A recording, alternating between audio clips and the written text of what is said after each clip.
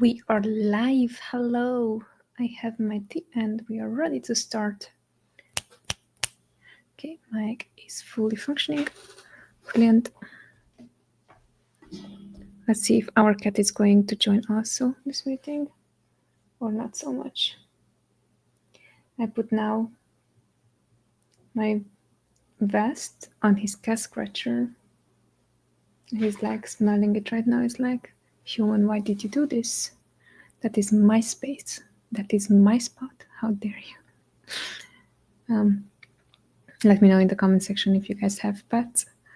I'm noticing that life gets so much easier with pets. You finally have someone or something. I would say someone because they have their own personality that you can offer love to.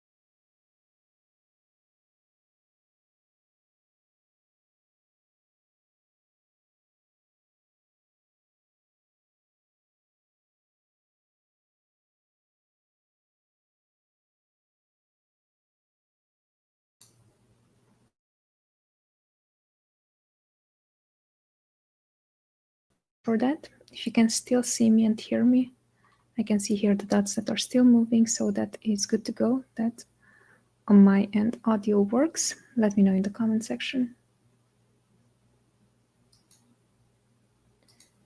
And I'm going to also pull up the questions that were also submitted for this session from people who could not make it. By the way, if you have any questions, feel free to leave them in the live section. So in the comment section on LinkedIn or on YouTube, if you're watching this on YouTube, okay? So on my end, I am ready to go. Hello, hello. We got a new viewer. How it's going? I'm going to start with the questions that were submitted already. Feel free, if you are here, feel free to drop your question in the comment section. Happy to answer. So hey there, how is going? My name is Noemi. I'm the co-founder of ScaleWave. It is an absolute pleasure to have you here on today. This is our weekly AMA. This is our third AMA so far. It's brilliant. I absolutely love these sessions. I love to answer all the questions, PPC, non-PPC related even, because giving a short background on the past 5 years, when I started Amazon, it was 5 years ago, and back then I had zero knowledge when it comes down to marketing, branding, Amazon ads. And since then, the best way that I noticed I'm learning is by asking a lot of questions, even the stupid questions. So today I am just more than happy to have this session on. and answer all the incoming questions. This is a dedicated time for you. So it's only you and I, and you can really ask all the questions that you have regards Amazon PPC and beyond. I'm going to prioritize first those ones that are Amazon PPC related. And I'm also going to read the questions that were already submitted beforehand from people who could not attend today's meeting. So I'm going to start. The first question is, I'm new to Amazon and PPC. I'm wearing all hats. What to focus on? Love the question. You are me 5 years ago. So what to focus on? It's really, really important because you're wearing all the hats. What I would focus on is my strengths. Back in 2020 when I started, I focused on everything because none of the things were my strengths. I was okay at design. I understood how SEO works because I had some background in social media marketing when it comes down to Instagram. So I understood how hashtag works. It's nothing really relevant to Amazon ads or Amazon SEO, but it's still, I would say, it's the closest to it. So I had a bit of background on that. And what else I noticed is talking to people was also one of my strengths, and that is something that led me to asking all the questions, even the foolish ones, or the ones that might have seemed foolish.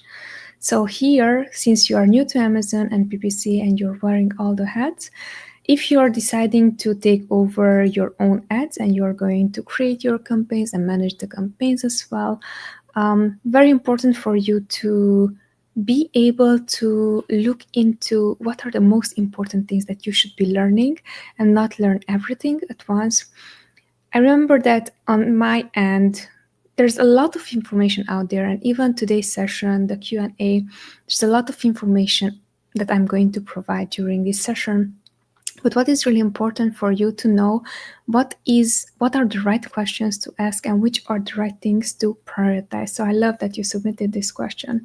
What I wish I would have prioritized are the unknowns. So first off, the first unknown is that how do Amazon ads work? That is the first thing that you should be knowing, you should be understanding, and understand the main things that you should be looking into, main metrics. So if you understand impressions, it's great, because once that you understand impressions, you get a better understanding of, if I don't get impressions, I don't get eyeballs to my listing, therefore all my ad efforts are not going to work. So first off, understanding the first metric is impression. The second metric to understand is ACOS, so that it is basically the cost of the difference between how much would you invest on the advertising side and making one sale from advertising, right?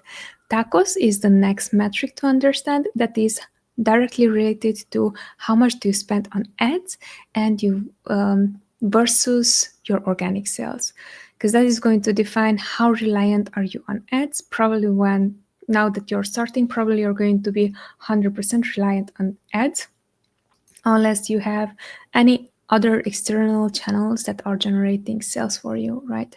So now that you have a better understanding of impression, ACOS, and TACOS, next is going to be profit margin. So first, when you're going to run your very first ad, probably there's a high likelihood that you're not going to be profitable on ads just yet. It might be that you're profitable, which is great. I'm rooting for that. But there's a high likelihood that ads are going to be very costly for you until you're gathering more information, more data on what are the actual keywords, actual campaigns that are working for you, and then you would be doubling down on that. So knowing your metrics. Second thing, I would say that this is not PPC related. However, it's crucial when it comes down to PPC. It's inventory management. So what we like to do here at ScaleWave is assure that you have inventory for the next month and a half, if you don't plan necessarily on growing the account, but just, okay, let's start selling. And then what we're doing actually here in ScaleWave, we are going to provide projections when it comes down at the beginning of the month for the brands that we manage on what would this month look like if we are going to grow the brand by 5%, or if we're going to grow it by 10%? How much inventory, how many units of each item should they have? And why is that really important? Is because it's going to help you think strategically. So not only that you need, like, if I made last month 500 units and this month I will need also 500 units, versus if I want to grow by 5%, by 10%, I might need 550 or 600 units. And that way you can also plan with your manufacturer accordingly. Metrics and then inventory. Those are the two things that are more PPC related that I am recommending you to focus on, right? Next question is how to vet an Amazon agency, red flags to look at. Love this question. I also created a separate video for this specific question. It's like 20 minutes long. I went into so many details when it comes to this main topic. If I would give you an answer to this question, is really look at what are you looking for when you're looking for an agency, and what are your non-negotiables. And the reason why I'm saying that, especially lately, I've been like, we had a few leads, right, the last week, and it's really interesting that we had these conversations of they did not even ask of the skill set that you would have and how much money additionally can you generate for them. They were like, okay, how much do you cost? And I was like, okay, that is our price. And then they were like, okay, I'm not willing to pay more than XYZ price. I was like, okay, I hear you, I understand. And then they were referencing another agency that charged them, like, they charged them less than we would charge them, you know? And then I was just a bit frustrated. It's like, what's going on? Is our pricing, you know, you're always looking at your end, like, okay, how can you ensure that they're going to get a good deal as well? And I was looking at pricing from the other agency that they reference. And actually that other agency was offering very, very basic maintenance that we are offering, that maintenance plus some. So we are actually strategists. Those other agency were offering only management services from that, you know. And I was thinking, okay, so really important for you to know is, what are you looking for? Are you looking for someone to manage your ads only? By managing is they're going to create campaigns, you're going to check with them, and then occasionally they are going to take care of the optimization side, because that is totally doable. That's also something that we would do, but we're doing also more than that. So we are also offering strategic consulting. We're always looking into, okay, how can we achieve that goal that you have, the 5% growth, the 10% growth, because that alone cannot be achieved by optimization only. Optimization is simply, you are going to pay the less amount for X sales. And the moment that you're paying even less than that, you will see that your sales are going to drop. So optimization itself is not going to grow your account, right? So that's why I'm saying that when you are looking into how to vet an Amazon agency and red flags to look into, whatever they're offering, is it something that you're actually looking into or not? Because sometimes it can be that they are offering way more than you would want to, right? So some brands are looking for, okay, they want management, but then they're asking, okay, for you to grow also the account, but that is like different skill set, you know? So really important, just sit down and look at it. Okay, if I manage my ads right now, what are the things that I'm looking that agency who's going to take over my ads should also have? What type of skill sets? What should they know at least that I would know that they are taking a good care of the account? So those are the things that I would look into. All right, next question submitted is, what are the most important metrics I should track in my ad console? I partially answered this question previously. For the new to Amazon PPC, I'm wearing all hats, what to focus on. So the most important metrics, first off, impressions. If you don't have impressions, it means that no one is seeing your ads, right? So impressions is going to be the first thing. ACOS is going to be the second thing. TACOS, which is not an Amazon PPC metric, is going to be the third thing. Those are the very first things that I personally would look into. Then click-through rate. Okay, what is my click-through rate? Is it a high click-through rate? Is it a low click-through rate? Then it's going to be conversion rate. How do I convert on specific keywords? And then it's going to be orders. So it might be that conversion rate, it can be high, it can be even 100%, but it converted only in one order. So is that something that we can duplicate? That is the next layer that we would be looking into now that we understand metrics. Second, how can we duplicate success? So now that I have that data, can I duplicate it? Can I create more ads that are similar to maybe the first campaign that it was successful? So those would be the most important metrics that I would be looking into. What is a good ACOS? It's the next question. Good ACOS is so relevant to whatever your goal is, and good ACOS is so relevant to whatever your product is, because what I'm seeing very often is these screenshots of, oh, I have achieved with 2% ACOS and with 10% ACOS and like very low numbers. And whenever I'm seeing that, I'm just like thinking, yeah, probably people don't really understand how ACOS works. So I'm not saying that your ACOS should be high or 100% ACOS, which is basically going to consume all your profit, on the product. But what I'm saying, it's really relevant to whatever your product price is. And then a second thing, based on the product, how much profit margin do you still want to remain with? Giving you an example, let's say your break-even ACOS, which basically means that once that you're going to add up all the costs of your goods, shipment, and whatsoever like additional cost that you would have, then you would remain with a net percentage or with a sum. Let's say after you're selling a product that is $20, you're remaining with $5. That $5, we're going to convert it into a percentage, and that percentage is going to become your break-even ACOS. Now, that break-even ACOS, whatever it's underneath, it means that you are making profit, right?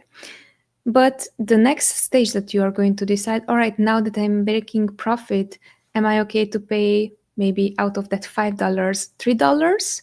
Or do I want to go down to $2 only to pay for my ads? And that is going to be directly impacting your ACOS, so then the ACOS should be lower. Certainly hope that I answered that question as easy and as simple as possible. Good ACOS is really relevant to whatever your goal is.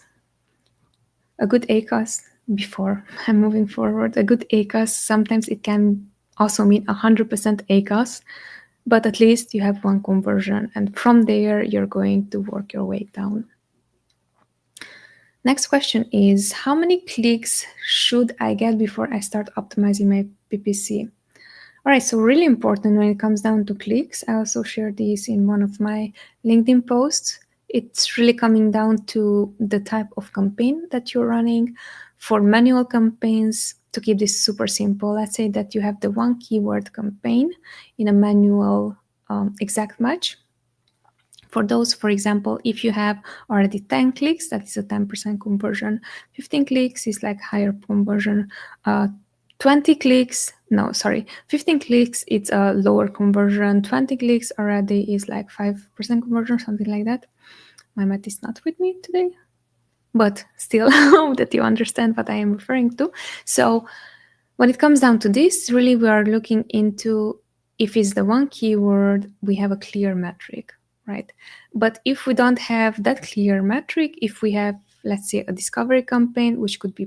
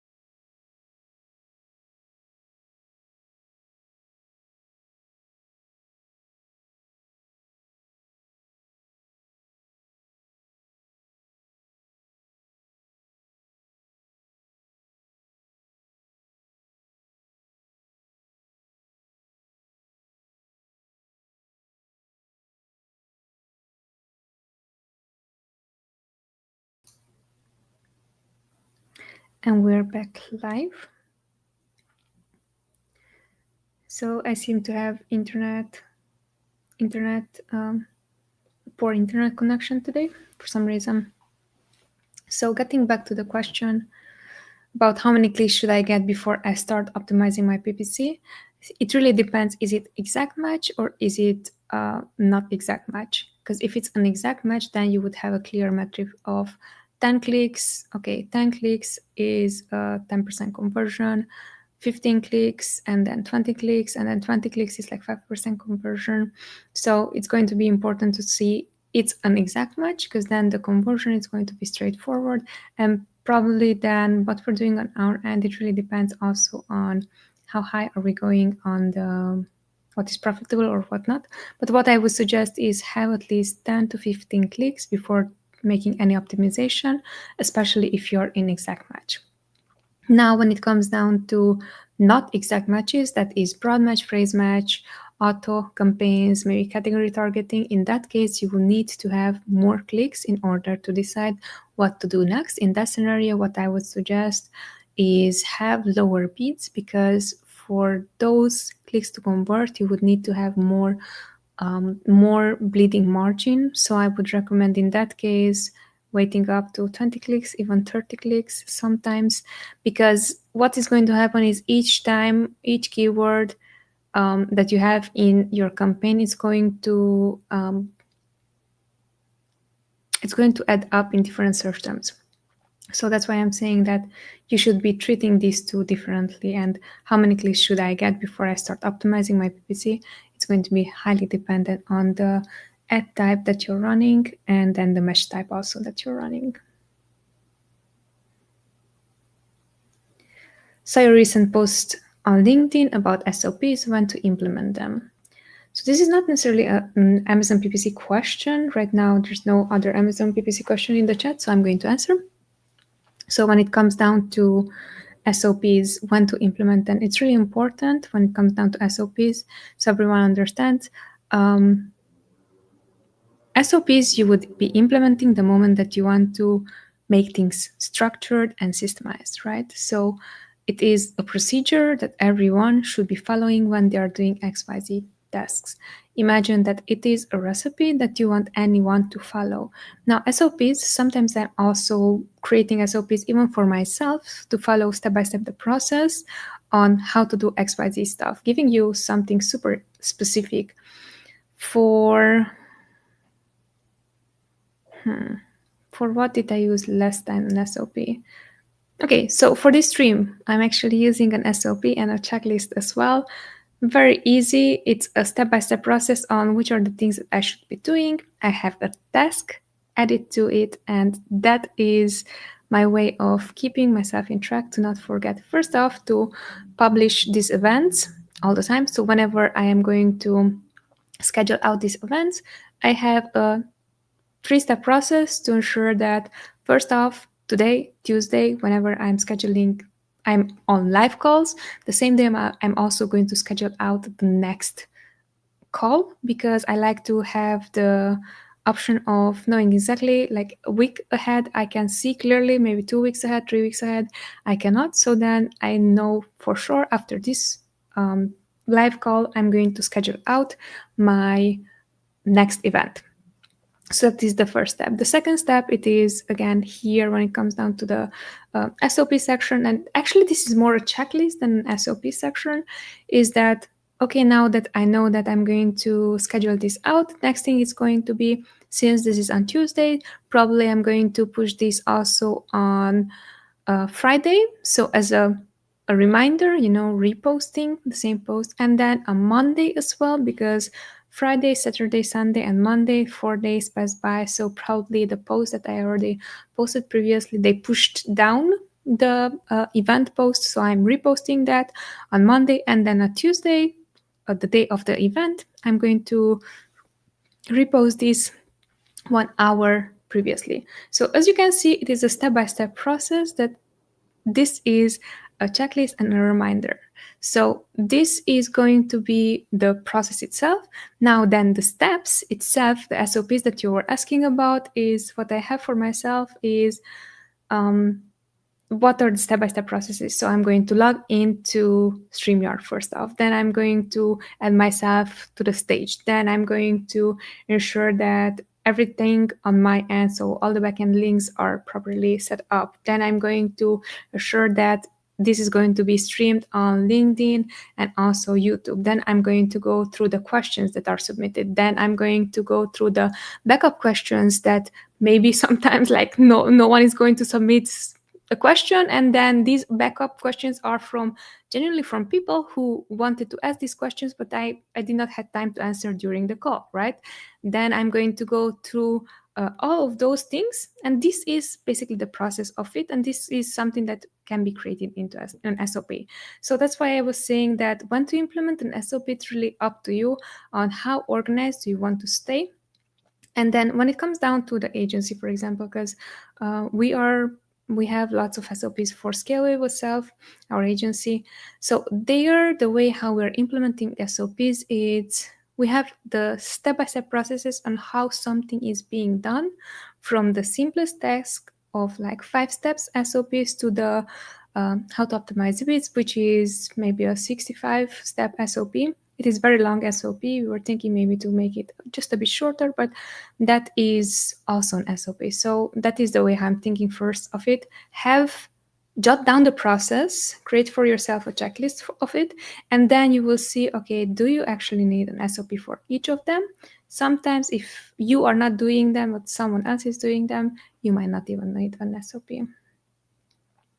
Okay, a question that's coming in from the chats. Do you think SBV campaigns, targeting campaigns, take part in keywords ranking? I don't. I don't. I know that many people are saying that they do and they have proof and so on. I'd be super honest with you, back when 5 years ago when we started our brand, and sponsor brand video ads / campaigns were quite new, and we had exact match campaigns for specific keywords, and we had like a 10% ACOS, so very, very cheap ACOS. What we noticed is that those keywords did not help at all with ranking. And what I noticed on my end is that once that we took those exact same keywords and we added them in sponsored product ads, then it did help with ranking. So to your question, I know that this is like a lot of talk about it. Does it help? Does it not? If it generates an order, it helps. On our end, to be frank with you, we did not see that. So that's why I'm saying I just want to share also with you what we are seeing on our end. It did not help with ranking, specifically ranking keywords. It did help with sales. We got sales, but we did not see any boost in ranking. Let me know if that helped. I'm curious also to see on your end if you're seeing the same thing or you have a different experience. I really talk to a lot of people who are super knowledgeable, and they are all like Amazon PPC geeks, and some of them were like, yes, it helps, it doesn't. Some of them, like other people, in our case, it did not help. So that's why I'm saying that whenever we're running this type of ad type, video ads are not helping with ranking. Okay, next question. I'm to hire my first employee. Okay, so we are getting lots of non-Amazon PPC questions today. It's still cool, very cool, unless someone else is submitting in the comment section something Amazon PPC related. Let me know. Actually, there's one more question coming in. Before this, that is Amazon PPC. I'm going to prioritize that if it's okay with you, and then I'm going back to the how to hire your first employee question. So what's your PPC approach in low converting season like after Q4? This is a very interesting question, I would say, because the way how you phrase the question, it's low converting season.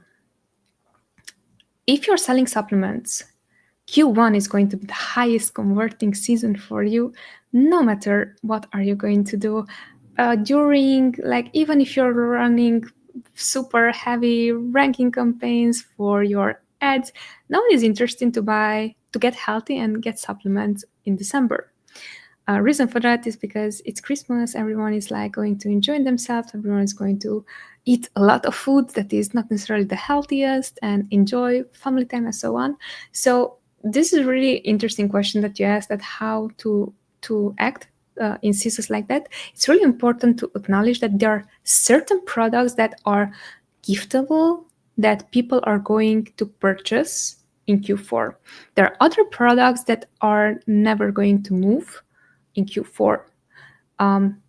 Their best peak season, their Q4 season, is going to be Q1, and this is supplement product or products that are generally like for example, even a weight, a scale.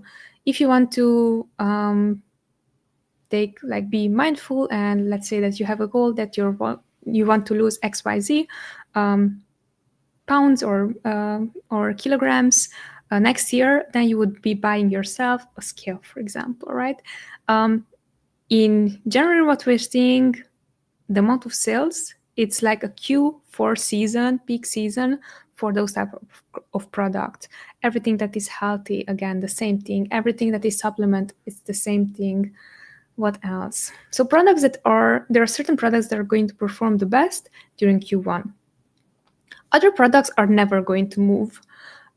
Giving you something super specific, we were selling in the pet niche, and our product, we never had like the highest peak season of all, because we had a product that is, if someone needs it, they need it. If they don't, they don't. So it's that type of products that if you have the problem, you're going to buy it for your pet.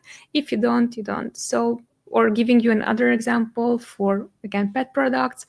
Let's say you're going to buy cat litter. Now, cat litter, you're not going to buy extra during Christmas. You're not going to buy extra during Q1.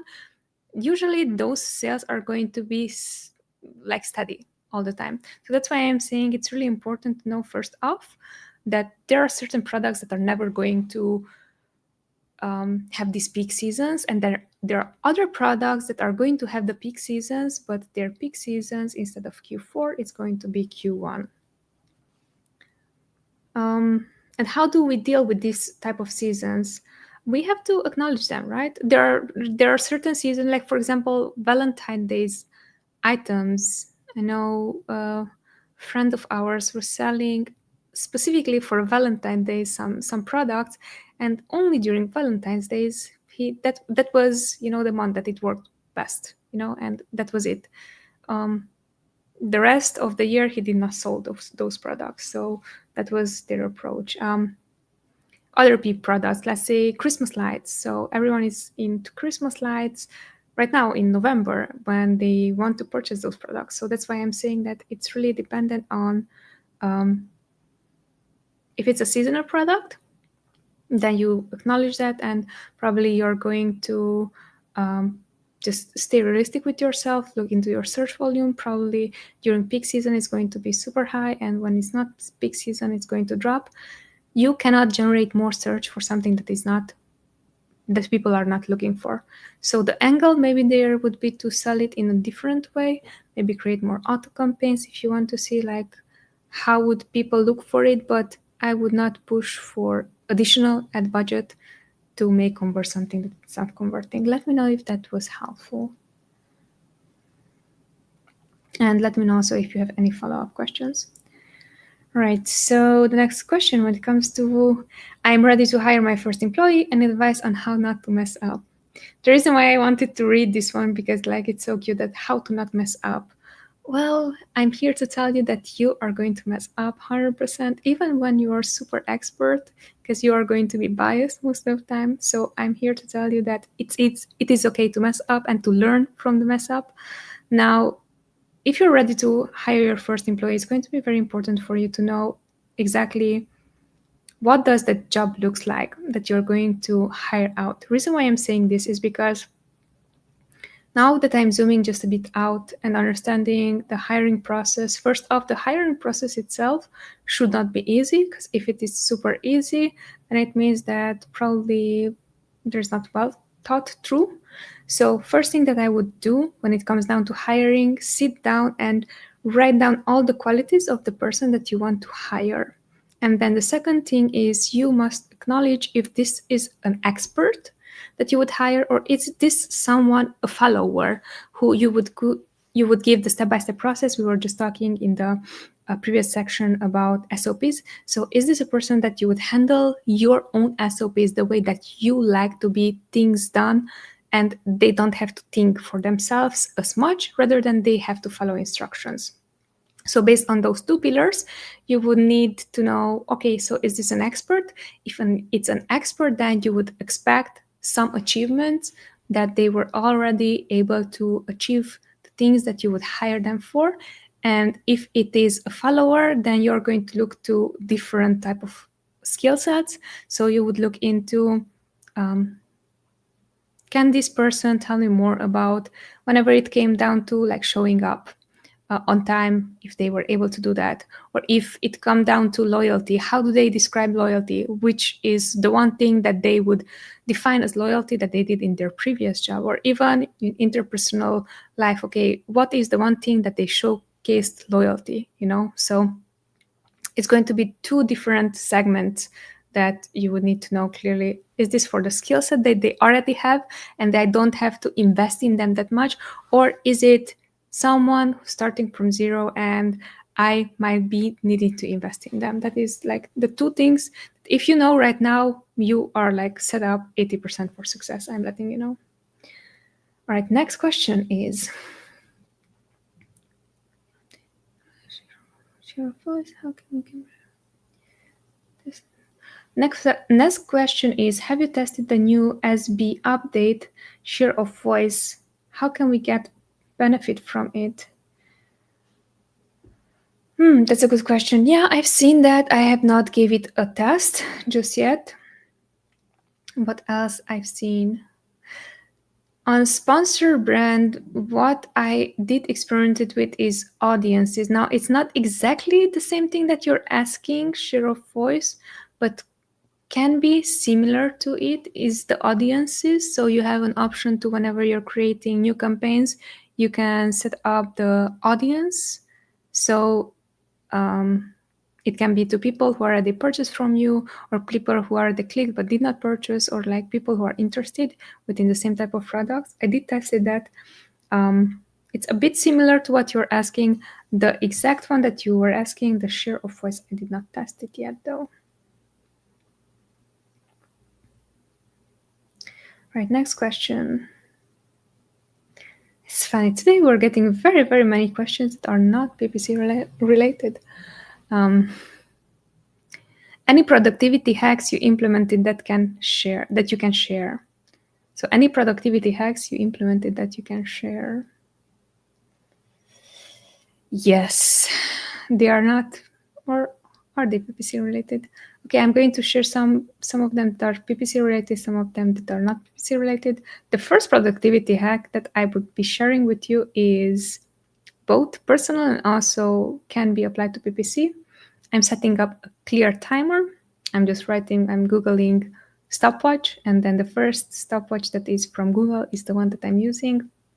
And I'm putting in exact time. Usually I'm using 25 minutes for a task to be achieved. And the purpose of that is that I'm going to limit the amount of time that I'm dedicating to a task, simply because if you have more time, you're going to allow the task to take more time, rather than if you have less amount of time, you're going to aim to finish it quicker. Now, this is a great tip that I would highly, highly recommend, both when it comes down to, because someone was asking just about SOPs, I literally put up the a rule when if it's a short SOP, like a 5-step SOP, it should be taken less than 15 minutes. If it's it's like a 20-step SOP or 20 plus, it is okay to take up to 2 hours for someone to write it. And that goes hand in hand with the same process of, if something does takes more time, you can allow yourself to finish in a longer time. But if it's short, you cannot stay like for 2 hours doing the same thing. So that is one thing. Next thing, again, this is not necessarily, this is on a personal level, sleeping. I'm aiming to go at the same time to sleep, not anymore as much as focusing on waking up on the same time, although I do, because I have an alarm. but aiming to go to bed around the same time, 9 o'clock, which is quite early for me, to be honest, because I used to go to 3 a.m., 2 a.m., 3 a.m. And I used to sleep maybe 4 hours, 5 hours. Now I'm sleeping between 8 and 10 hours, so it's a lot. A lot of things have changed, but yeah, that is one of the things that I also am doing right now. How can you improve PPC conversion rate? That is the next question. So conversion rate is really interesting. When you're asking about conversion rate, we have to think about conversion rate. Is it something that is because of bad strategy or not the correct strategy, or does it has to do with the product? And let me tell you in more detail what I mean. It can be conversion rate on the ad side. So, because we are going to prioritize advertising, right? We want to assure that whatever we're targeting in our PPC campaigns, it's the highest likelihood for someone to look for our product and purchase our product with. Why I'm saying you that is because I just got a very similar question to yours, I think last week. And they were asking kind of the same thing, like, how do I know if it's a listing optimization issue or a keyword or PPC related or something like that?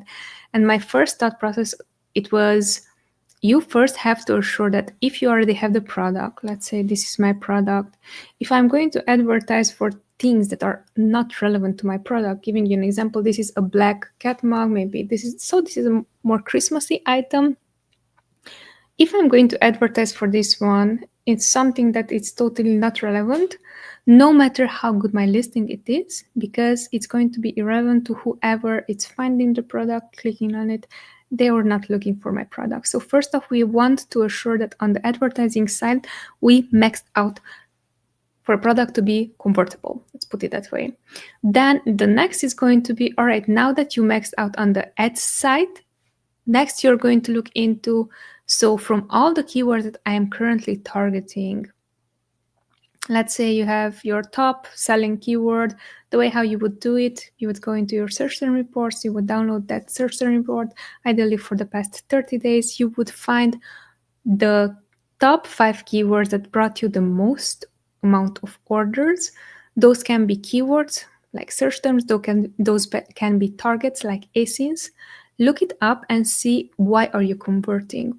Because what can happen is that it might be that you have an images, you have a better price, you have better shipping available, you have even like more inventory available, because usually Amazon is going to promote your listing over someone who has like 3 more items in stock, right? Because of geo-targeting. So that's why I'm saying, first off, assure that on that end you are fixed, like you are set up properly. Then the next thing is going to be, all right, so conversion rate. Now that I'm seeing what I'm targeting, you would take the same keywords and then you would go and see, okay, other products that are going to sell with the same keywords that I am selling with, or I have orders with. What are they doing differently? It can be that you can increase your conversion rate on the PPC end just because you're going to improve your listing. So there you would look into the keywords that you're currently, that are bringing the most traffic, and then you would look into ones that you're going to go into incognito. Type that search term, see which are the products are going to show up in search results, and then you will see, all right, so how does my product compares to those other products? Because then what it can be that maybe you have one picture and you still convert like, I don't know, 10% conversion rate. Someone else has 5 pictures, maybe has A+ content, maybe even has a brand story, and then you will see that, okay, so if it would come down to me, would I buy my product or would I buy theirs, and then you can take, okay, so let's implement, maybe add more pictures that are going to showcase the benefits of my product, and then you're going to look into conversion rate, right? So those are going to be the first things that I would be looking into, first Amazon PPC and then listing. Something else that you can also look into that can increase conversion rate once that you nailed the PPC, the first thing that I would be optimizing for is the main image. because that is going to at least attract more eyeballs, more clicks. Hope that this was helpful. Okay, we have 15 more minutes.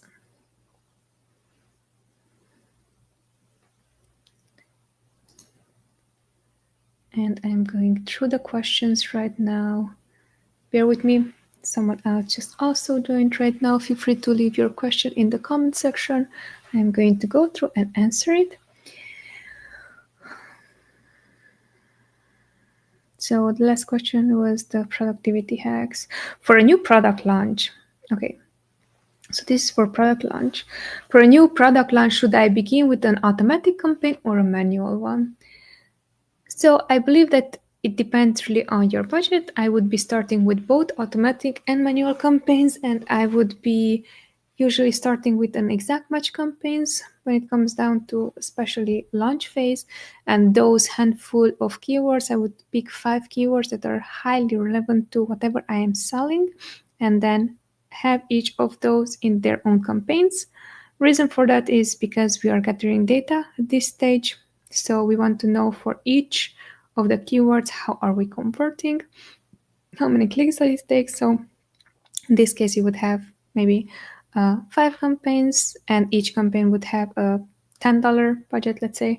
And then what else you can do, you can create also an auto campaign that has all the match types in and has a very low bid.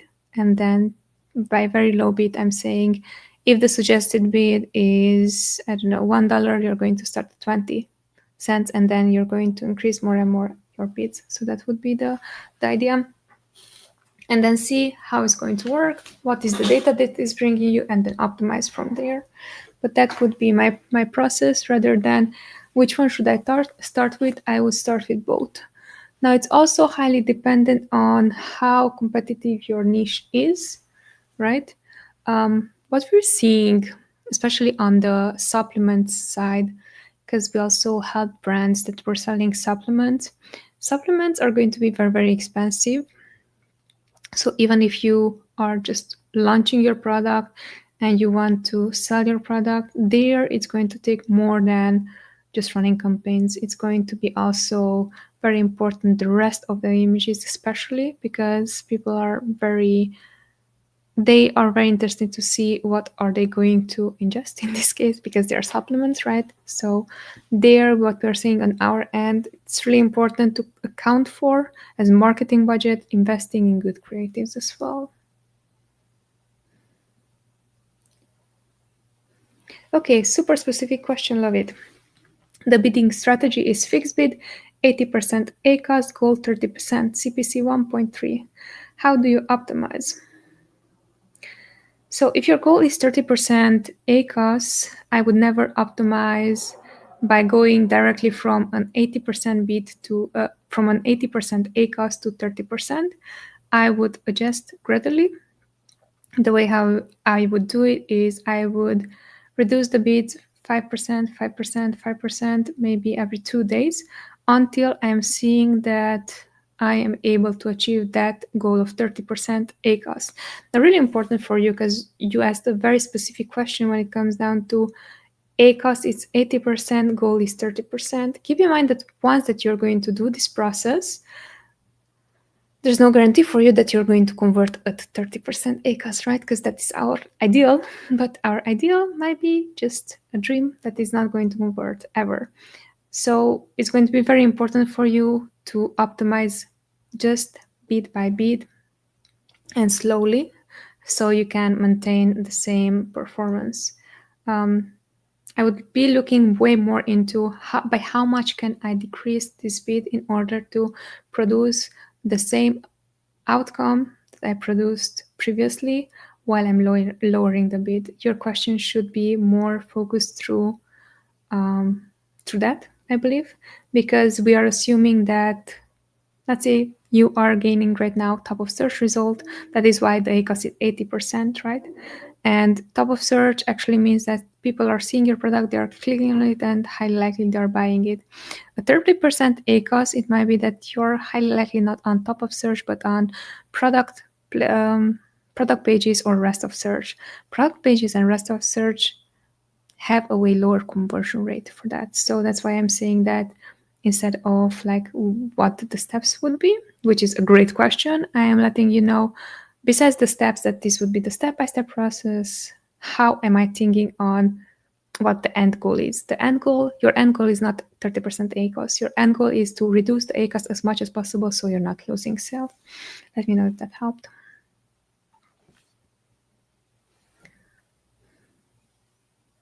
Second question, or the next question is, what is the best launch strategy for new product when working with a limited budget?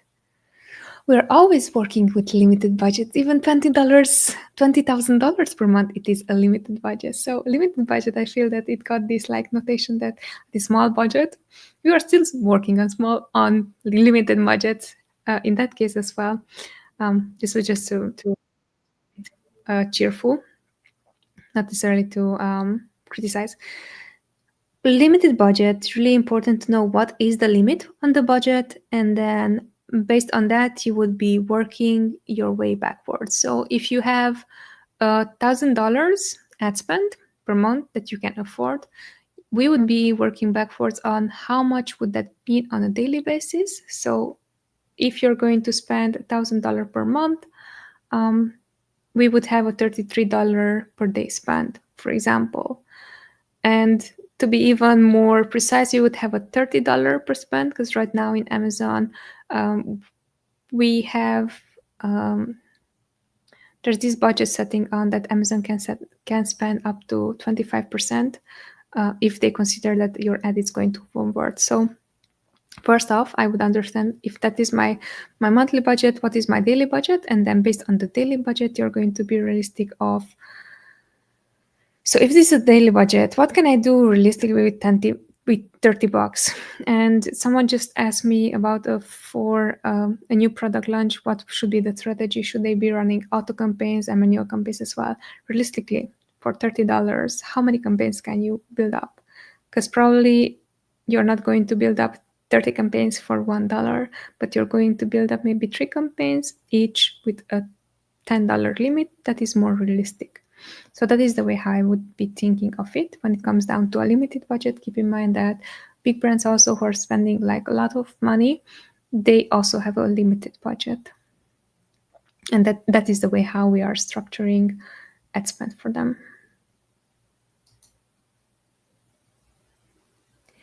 Next question again has to do with, I believe, launch phase. So if I have only a few Vine reviews and my product is in a highly competitive niche, should I use automatic or manual campaigns to start?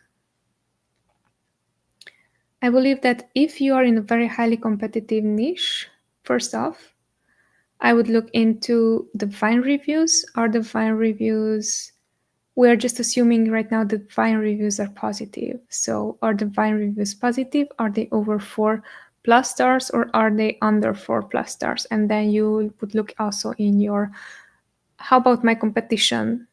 Do they have 4+ stars, or they have under 4 stars? Because that is a better thing to look at it, simply because what is going to happen is that if you're going to run ads for and if you're going to target specific keywords, in this example, if you're going to run manual campaigns, what is going to happen is that you are going to compete against those other listings that have better reviews than yours. So then the amount of reviews is not as much the question. We usually do like to promote as much as possible a product even with 0 reviews. Simple reason for that, whoever the shopper is, when they see 0 reviews, it's still a high likelihood that they are going to click on the listing. If they are seeing the 1-star review, probably they are not going to click within the listing because someone else considers that that is not a good product, for example.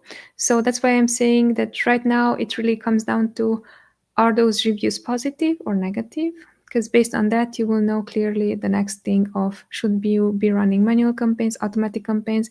If it is a very highly competitive niche, I would be running manual campaigns. Manual campaigns are going to be more costly, but at least you're going to get sales for something that is specific your product When it comes to ratio, maybe I would invest more in manual campaigns than auto campaigns. So maybe I would have like 80% manual campaigns and 20% auto campaigns. But do look into from that perspective of if the reviews are positive, then there's a highly likelihood or better likelihood for you to convert than if the reviews are negative.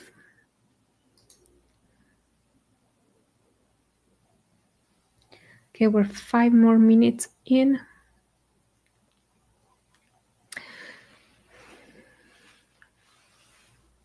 Okay. My product is in a market with a price war. What's the most effective strategy to stay competitive without sacrificing too much profit? I hear you. I hear you when it comes down to this.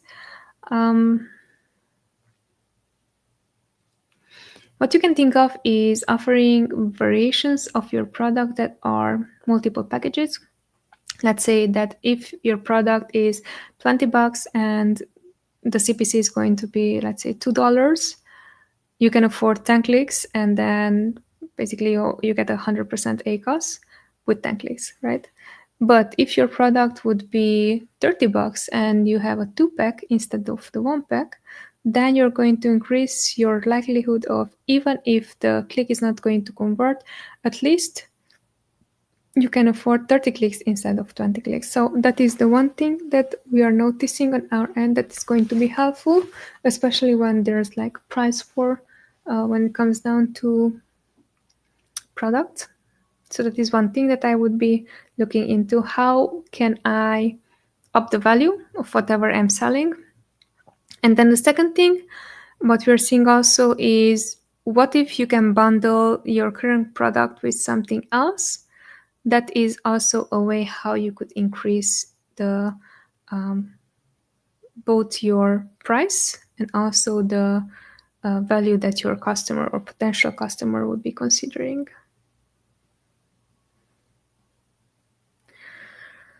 All right, and that is a wrap. Thank you so much for everyone submitting their questions. Certainly hope that you found value in this. Again, I'm Noemi, co-founder of ScaleWave. We are mainly dealing with Amazon PPC ads, but also today's questions were really great questions because they touch base on SOPs, on first employee hiring, and also Amazon PPC questions. So I loved answering all these.